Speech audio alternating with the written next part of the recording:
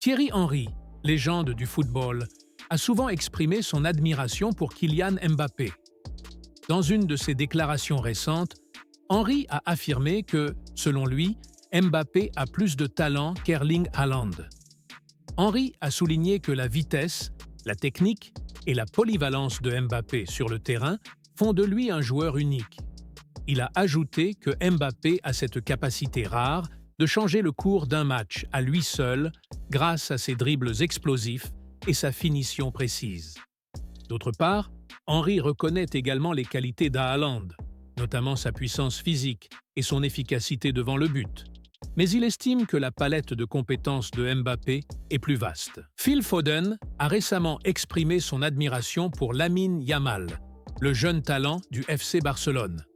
Lors d'une interview, il a déclaré « Qui est le joueur le plus talentueux au monde ? Lamine Yamal.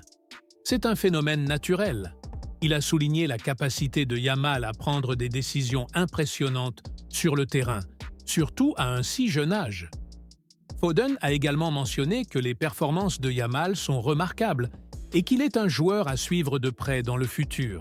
Une conversation tendue a eu lieu entre Hansi Flick et Iñaki Peña, le gardien de but du FC Barcelone. La discussion portait sur la situation actuelle de Peña dans l'équipe, notamment après que Wojciech Szczęsny ait pris la relève en tant que gardien titulaire.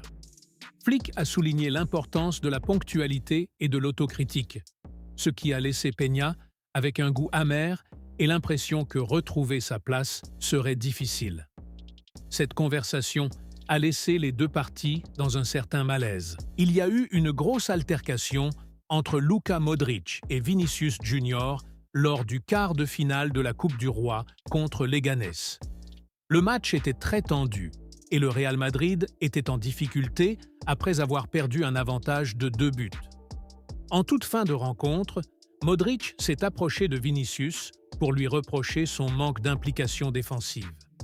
Vinicius a réagi vivement, ce qui a encore enflammé la situation.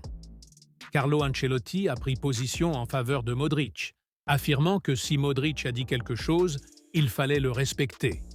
Modric, quant à lui, a minimisé l'incident en disant que ce sont des choses qui arrivent dans le football. Abonne-toi à notre chaîne YouTube, like la vidéo et partage au max. Merci.